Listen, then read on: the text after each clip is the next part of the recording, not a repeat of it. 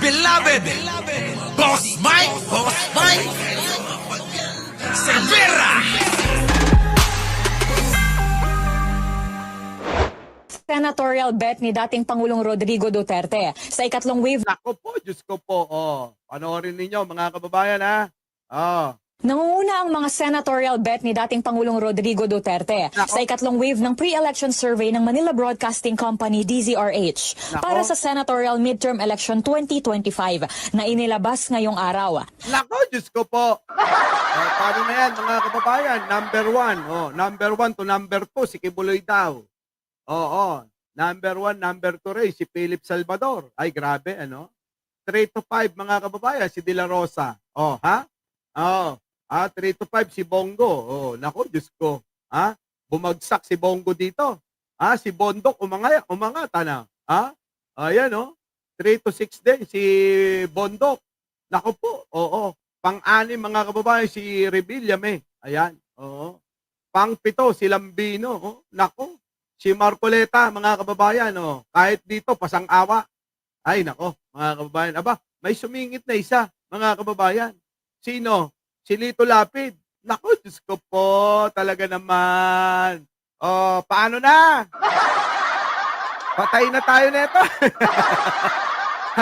Sino naman kaya yung dalawa na makakalusot, na manggagaling sa alyansa kung sakasakali? Mga kababayan? Ibang klase, mga kababayan. Alam nyo, sa totoo lang, hinanap ko pa talaga yung original niyan. Itong mga DDS sobrang desperado na manalo. Abay, kahit man lang fake news, manalo na lang sila. Kahit na lang sa fake news, manalo sila eh. Kaya ganyan mga kababayan kahit na ang mas masakit naman mga kababayan kung sa aktual na halalan, matalo sila. Tapos dito sa survey, matalo pa rin sila. Isip-isip nila mga kababayan, maigi na sa survey panalo kami. Sa actual na halalan, talo kami. Di mo ba? Ganyan po ang ugali ng kampo ni Duterte, mga kababayan. Ay kita nyo mga kababayan, agraraman kung nagbibisin.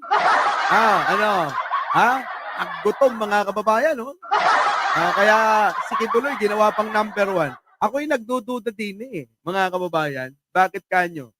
Hindi nyo ba napapansin, si Kibuloy ang ginagawa nilang number 1? Jay Sales, nagtatanong si Kaykay, yung relo niya di pa napadala. Ay, grabe, no? Hindi ko kayo nakakapansin din Si Kibuloy abay laging ginagawa nila, sa pamimeke nila, number 1. Samantalang si Marcoleta, abay nilalagay nila sa dulo, mga kababayan. Hindi ba dapat si Marcoleta gawin nilang number 1? Kasi sa lahat dyan, mga kababayan, si Marcoleta lang ang may laman ng ulo. Opo unang-una, abogado. Ikalawa, may napatunayan na ito. Pero mga kababayan, si Kibuloy ang ginagawang number 1 Kaya ako nagtataka din mga kababayan. Nagtataka ako rito. Hindi kaya si Kibuloy ang funder nila? Mga kababayan? Hindi kaya si Kibuloy ang naglalabas ng sandamakmak na pera para sa kandidatura ng PDP? Mga kababayan? Abay, grabe yung paninipsip din Abay, kita nyo naman mga kababayan, si Kibuloy mga kababayan, sa survey ng Okta, nasa dulo Diba? Nasa dulo. Ngayon dito mga kababayan, sa ginagawa nilang mga survey ko, ginagawang number 1 si Kibuloy. Alam nyo mga kababayan, kung inyong pakikinggan ito, akala nyo talaga totoo. Tignan nyo pakinggan ninyo. Nangunguna ang mga senatorial bet ni dating Pangulong Rodrigo Duterte sa ikatlong wave ng pre-election survey ng Manila Broadcasting Company DZRH para sa senatorial midterm election 2025 na inilabas ngayong araw. Kita nyo mga kababayan ko, matindi. Kala mo talaga totoo yung survey. Pero mga kababayan, ibubuking natin yan. Ibubuking natin yan. Hindi po yan totoo. Eka nga, yan talaga yung paborito ng kampo ni Digunyo. Ang gumawa ng fake news. Ang gumawa ng mga kakaibang mga balita para paniwalain nila yung kanilang mga taga-suporta na sila ay malakas. Tulad ni Kibuloy, ang lakas-lakas. Number 1, mga kababayan. Number 1 sa survey na yan. Puntahan natin yung original. Tandaan nyo, puntahan natin yung original na balita. Pero tandaan nyo, itong sinasabi rito. Nangunguna ang mga senatorial bet ni dating Pangulong Rodrigo Duterte sa ikatlong wave ng pre-election survey ng Manila Broadcasting Company DZRH para sa senatorial midterm election 2025 na inilabas ngayong araw. Ayon kay Mr. Eleuterio Gutierrez, Isa pa. nangunguna ang mga senatorial bet ni dating Pangulong Rodrigo Duterte sa ikatlong wave ng pre-election survey ng Manila Broadcasting Company DZRH para sa senatorial midterm election 2025 na inilabas ngayong araw. Ayon kay Mr. Eleuterio Gutierrez, Mga kababayan, maliwanag yan. So, ipakita naman po natin yung pinaghanguan, mga kababayan. Oo, pinagkuhanan ng original. Ano po? Eto na. Pasok! senatorial bet ni dating Ayan, ang original niyan, mga kababayan. Oo, eto po talaga yung galing sa MBC TV Network News. Mga kababayan, tingnan ninyo, pakinggan ninyo maigi.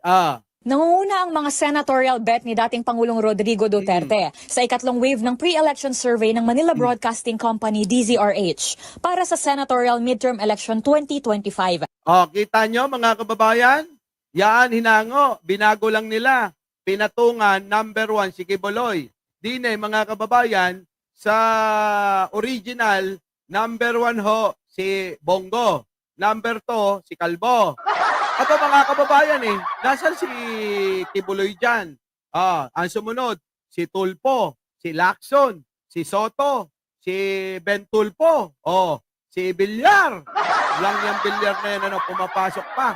Lapid. Kita nyo Lapid. Na inilabas ngayong araw. Nananatili sa Kaya talo. Nasaan si Kibuloy dyan, mga kababayan? Kaya alam nyo, kung kayo manonood sa mga yan, sa mga DDS, mapasaan mga platform ng social media, abay talagang masisiraan kayo ng ulo, ano? Opo. Kita nyo naman, mga kababayan, di ba? Maliwanag na maliwanag. Sa boses pa lang halatang halata nyo na tingnan nyo.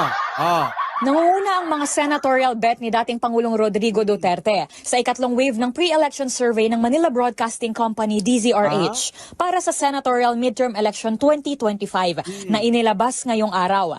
Nananatili sa unang pwesto si re-electionist Senator Christopher Bongo na may 6... live to! Armenyo!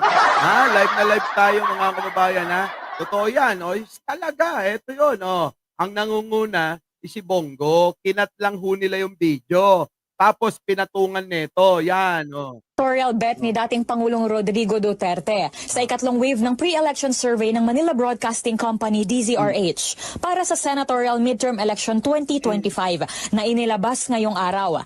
Ayon kay Mr. Eleuterio Gutierrez, kita nyo, mga kababayan, yung panggagago nila sa mga tao, Tapos yung mga tao naman, tuwan-tuwa, mga kababayan.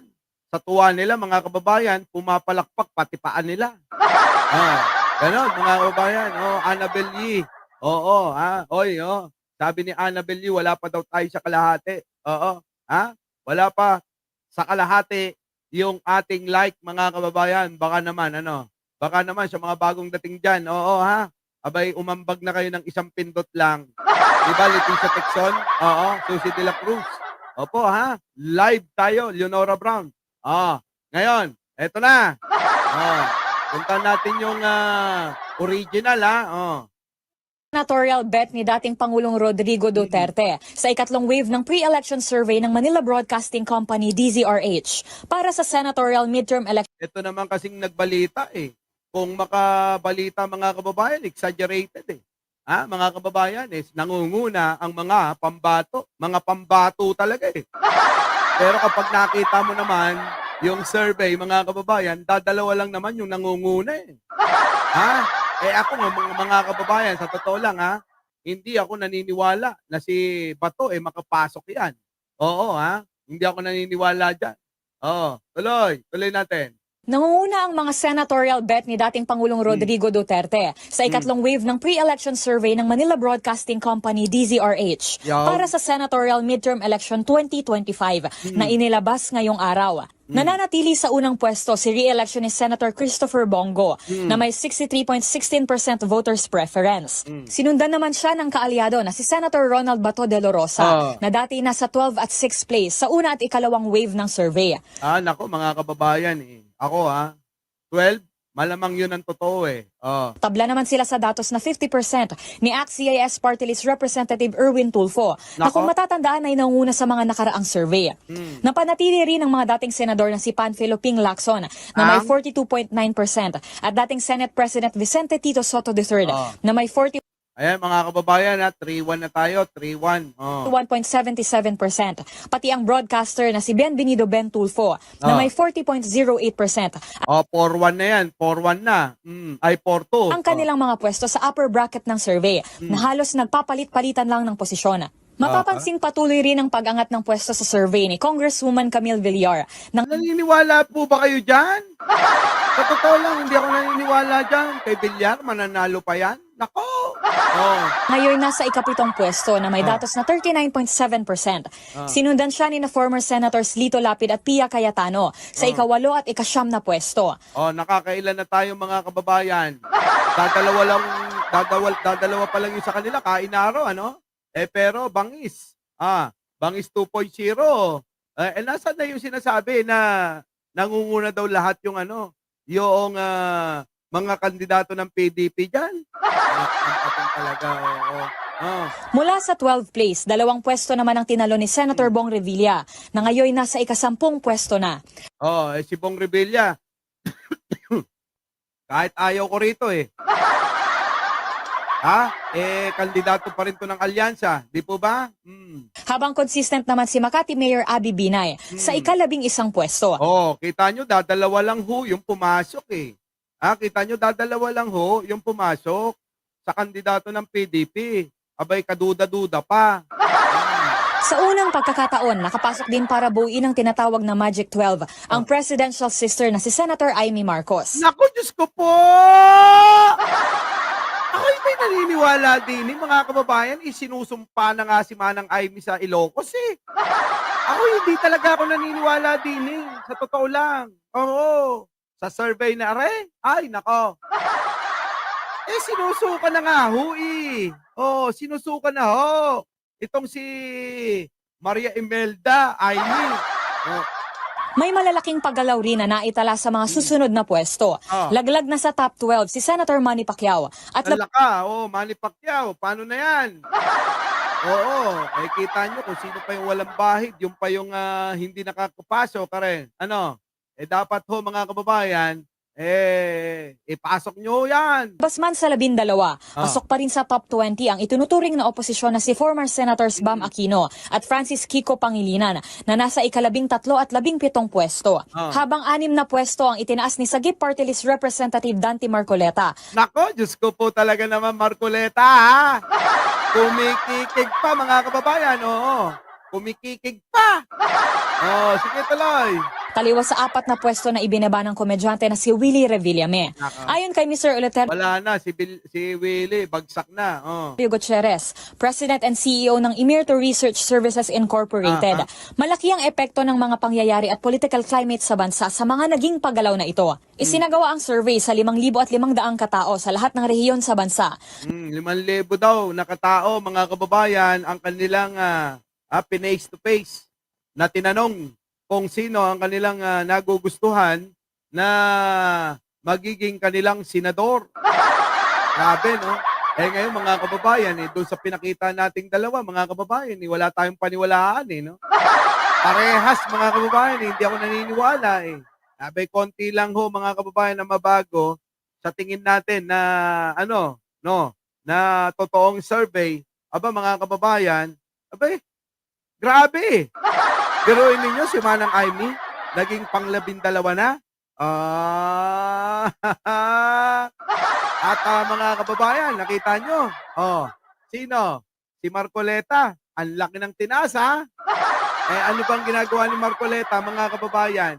Kayo, ano bang ginagawa ni Marcoleta? Panira lang naman ng panira, mga kababayan.